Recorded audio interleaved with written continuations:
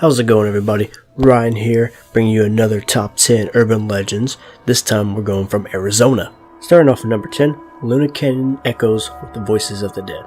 During the 1800s gold rush, everyone wanted a piece of the action. The family that headed west built a cabin in the canyon, and the father would go out into the mountains and search for gold. He'd come back every few months to provide food for his family, but one month he didn't come back. His family started starving to death, which drove the mother insane. Instead of watching them die, she put on her wedding dress and chopped her children up. After she realized that she did that, she began to wailing and begging forgiveness. The mother's screams could still be heard from the night in the canyon. I don't know why you would decide to go crazy and kill your kids, but that's just really messed up. Number 9. A suicide victim still haunts the dorm. During Christmas break in 1953, a student at North Arizona University named Kathy was depressed and so poor she couldn't afford a trip home. She ended up hanging herself and was discovered by the cleaning lady. Her spirit is apparently reported still around and causing all sorts of disturbance. Lights go on and off, strange smells pop up, and people have even seen her from time to time. Her favorite pranks are pulling blankets off of people who live on her old floor. There are also reports of her locking girls in the bathroom despite the fact that the bathroom doesn't actually have a lock. I feel bad for her, but didn't she have friends try to, have someone help her out or something, get home? I don't know, I just feel really bad. Number 8. A stranded ghost on Route 85. A newlywed couple was driving through Elko, Arizona in the 1950s on the way to their honeymoon at Lake Tahoe. Unfortunately, they had only been driving at night and didn't see a huge boulder in front of them until the car slammed into it, killing them both. It's been said that if you drive around the area at midnight, you'll encounter this car with a couple alongside it trying to call for help. I would be really freaked out if I saw that. I don't know if I would floor it, but I'd definitely be having my high beams on looking for rocks and boulders. Number 7. A mysterious woman roams this administration building. The apparition of a woman has been seen roaming the halls of the Northern Arizona Council of Governments, Head State Administration Building, and Flagstaff. People have also heard voices and found various objects moved around. Doors are suddenly locked, and the keys are no longer work. Telephones ring without anyone calling, even after they've been unplugged. It also has been reported that the faucets turn on and off. I just really hope their water bill is, not too high, because that would suck if, go home one night, all the water's off, come back, all of it's on, and it's just great. Number 6. The Hotel Vendôme suffers from a multi-species haunting. Located in Prescott, Arizona, the Hotel Vendôme was once a site of heartbreaking and death. Abby Burr, her husband, and her cat moved to Arizona to combat the tuberculosis. Every so often, Abby's husband would go out to get medication for her, but one time he never came back, and a heartbroken Abby starved herself, and by extension, her cat, to death in room 16. By the 1940s, many guests started reporting that they saw Abby in her room still waiting for her husband. Apparently, she's quite friendly despite all the sadness. I feel really bad for her because the fact being that she died without knowing the reason for it, it's pretty sad. Number 5. The Hotel Monte Vista is home of some unsavory guests.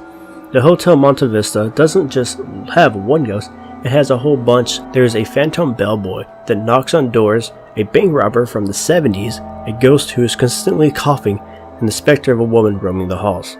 I would be probably freaked out about the bank robber and the bellboy, because the fact being is you just hear knocking a lot when you're trying to sleep. So that would most likely just bother the crap out of me.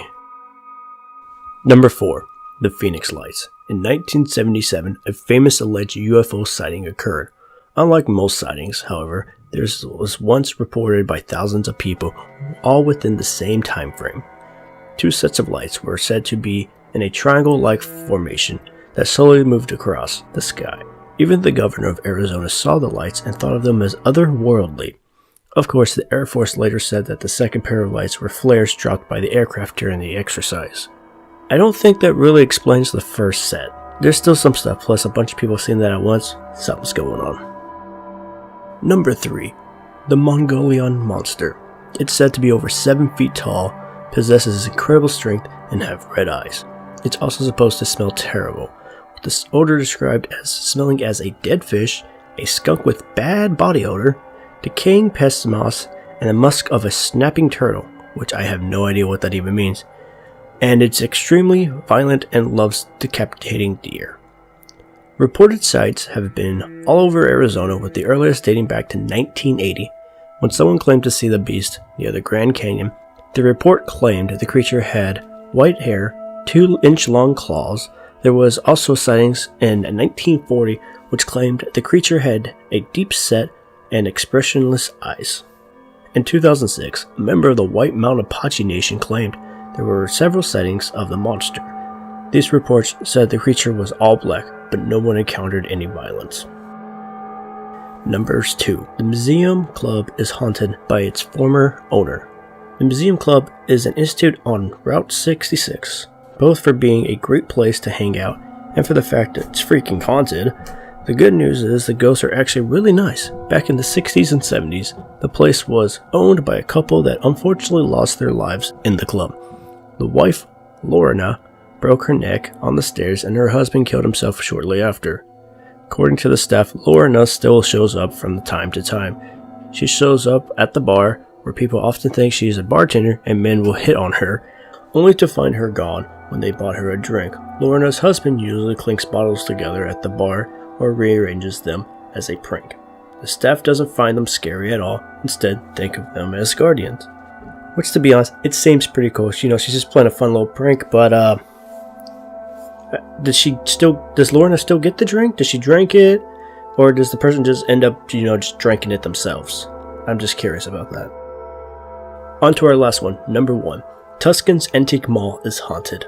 I've started to see a lot of things with this. A lot of places seem to be haunted, or stuff like that. Not really monsters, but just hauntings at buildings, which is pretty neat.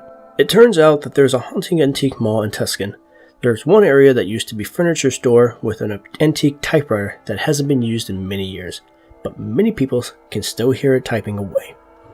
When someone investigated the sound, there wasn't anyone to be found near the typewriter. There's also been reports of furniture rearranged during the night, radios behaving oddly, time dilation, vanishing figures, and phantom sounds of broken glass. I don't know about you, but I'd probably be really freaked out, especially if the typewriter was in a glass case. That would freak me out and I would be out of there. So those were the top 10 scary ones that I could find in Arizona. If there was some on there that you think should have deserved a spot instead of these, let me know down below. Maybe I just couldn't find them. Also, while you're down there, why not tell me which of these that you liked the most? Or which ones you didn't like the most? Hey, whichever. I'm not one to be picky. Also, please leave a like or share with a friend. Subscribe if you haven't, and as always, keep on gaming.